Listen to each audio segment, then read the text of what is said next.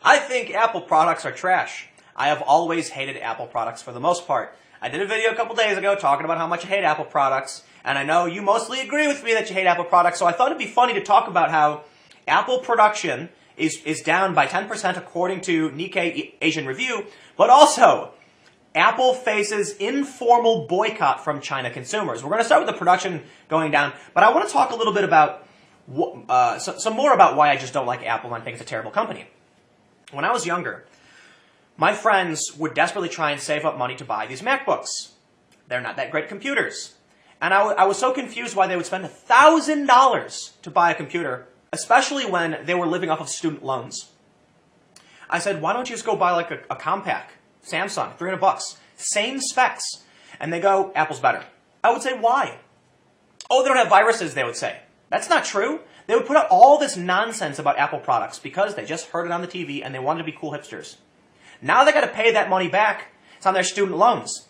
And now that these people are underwater from their student loans, they want forgiveness. They want the government to forgive the fact that they went and did something dumb. Look, I don't blame students for taking out student loans when society pressures them into doing it, but it is rather frustrating when they take out student loan money and then buy nonsense garbage products like Apple MacBooks, which are overpriced and ineffective.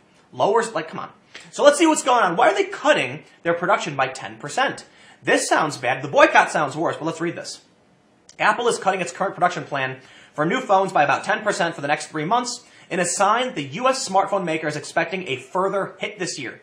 Just a week after its market-shaking revelation that it would miss revenue forecasts at the end of 2018. If you've got stock in Apple and you see these stories, I don't want to give financial advice. I'm going to say this. I don't have stock in Apple, but if I did, I would pull it out. But that's not advice to anybody. I don't know what's going to happen. For all we know, Apple skyrockets and does really well. Apple late last month asked its suppliers to produce fewer of its new iPhones than planned for the January-March quarter, sources with knowledge of the request told the Nikkei Asian Review. It is the second time in 2 months that the U.S. has trimmed its planned production for the flagship device. The request was made before the shock warning issued on January 2nd, in which Apple said revenues for the final 3 months of the year would come in at about $84 billion against previous guidance of $89 billion to $93 billion. That warning, the first reduction in revenue guidance in 16 years, triggered a sell-off in stock markets around the world as investors fretted that it is another sign of a slowing Chinese economy. Well, that's interesting. I'm not going to read through. We get it, right? They're cutting production. Things aren't so great.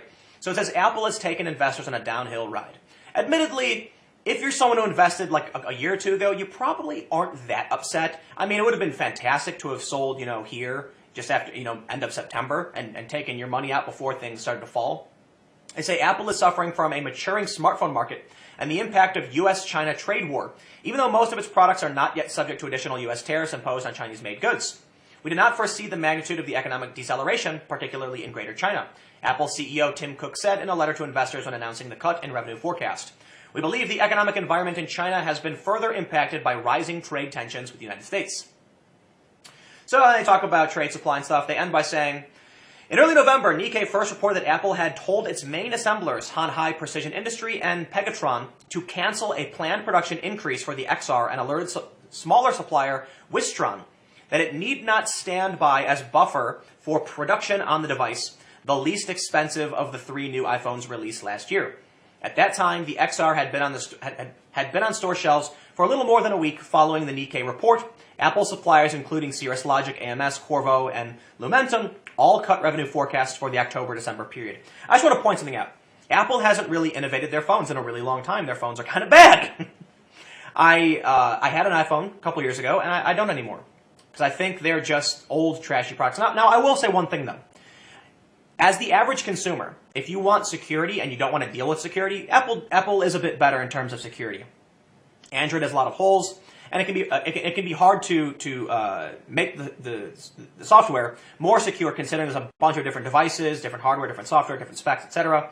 But I want to get into that. I'm just going to end by saying I think, on that matter, that Android is typically way better. But what is this? Bloomberg reporting Apple faces informal boycott from China consumers. This is more bad news. China's economy is slowing. Apple announced they're going to slow production, and then we have this. Chinese consumers may be staging an informal boycott of U.S. products that is hitting Apple Inc. phones, according to analysts at Bank of America Merrill Lynch. If that's the case, it would help explain Apple's warning last week that revenue from the world's second largest economy was taking a hit even as Chinese rivals post steady shipments. I want to point out something interesting. China's taken a big economic hit in the wake of the trade war that Trump has sort of kicked off. So is this bad? I mean, the U.S. economy is doing fantastic. This is really, really interesting. Think about this. Job growth in December was almost double the expectations. China, not so good. Maybe Trump was right about the U.S. getting ripped off by these deals with China, and now the economy in the U.S. is awesome, and China's in trouble. And now because of this, China wants to boycott some of our products. According to a survey conducted by our colleagues in Equity Research, consumers in China and India are showing less interest in upgrading to an iPhone and more interest in upgrading to Xiaomi and Samsung. Bank of America Merrill Lynch economist Ethan Harris and Aditya Bhav wrote in a recent note, Apple sales may also suffer from a general redirection of Chinese demand away from U.S. products. The economists note there are a bunch of industry-specific factors and competitive reasons behind the downbeat forecast by Apple, which may limit its value as an indicator on the health of the Chinese economy. Still, Apple's high profile and increasing talk about technology and the trade tensions could make the American company a victim. Given the battles around high tech, this spillover from politics into sales could be particularly high in the cell phone market. But I do want to point out one thing too. iPhone sales have never been that big internationally, at least relative to the US, okay? One thing that Apple does really, really well is convince yuppie, progressive, hippie, liberal, hipster liberal types in the US that their product is the best and you gotta buy it. You can actually make a map of wealth based on iPhone versus Android. You can look at wealthy, affluent, progressive areas, everyone's got an iPhone. You look at poor areas and working class areas and everyone's got an Android. The simple reason for that. Apple products are overpriced.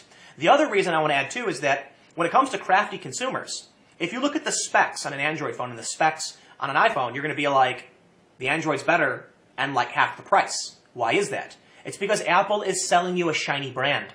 It works. It's good for them. Their margins are probably ridiculously high relative to Android.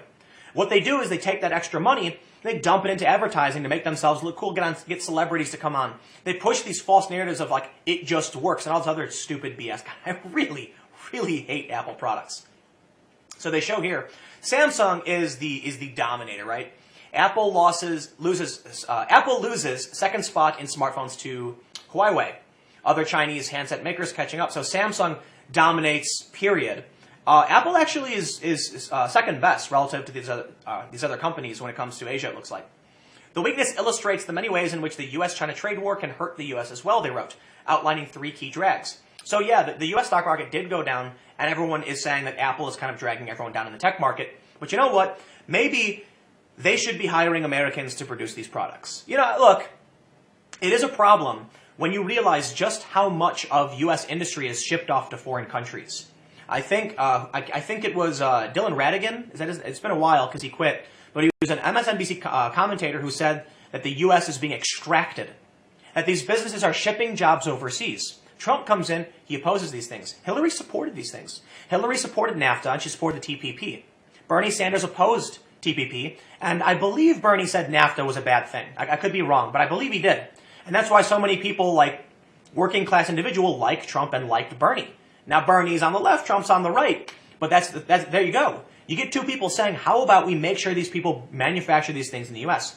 If they did, this wouldn't be as bad of news. But for the most part, the issue is mostly that Chinese people just don't want to buy the Apple product.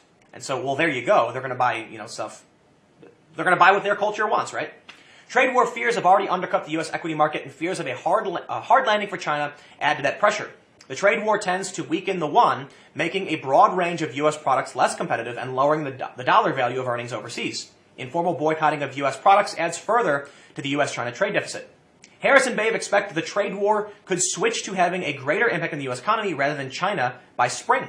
That's because any further tariffs would be felt more directly by U.S. shoppers. The boost from prior fiscal easing is fading, and China has more scope to support the economy. The upshot is that while China is currently slowing faster than the U.S., by the spring, we expect growth in China to start to pick up, even as the U.S. continues to slow down, they wrote. Everyone loses in a trade war. Why is that an upshot? It would be an upshot if the U.S. recovered and China was facing the impact. But ultimately, look, they say everyone loses in a trade war. I'm not here to talk about the trade war so much. I'm here to talk about how I think Apple The problem isn't, in my opinion, that people don't want to buy Apple products because, well, actually, I don't know how to phrase it. It's a problem people don't want to buy Apple products for Apple. But I'll say this, Apple, maybe try innovating. It's really funny when you compare what Steve Jobs has said about certain things, like a stylus, and then you look at what Apple has done after Steve Jobs has left. Apple makes a mouse, right? They got a mouse, and the charging port's on the bottom of the mouse. So you can't use it while you're charging it? That's stupid. Then they have that stupid stylus that sticks into the side and sticks out, and people have reported breaking them. Then you got the dongle gate, which like everyone's complaining about how Apple is just making tons of dongles because their adapters don't work. In my opinion, Apple's a mess, a complete and total mess. You know what? I'm not going to buy the products. Maybe I'll just end there. I got another video coming up in a few minutes.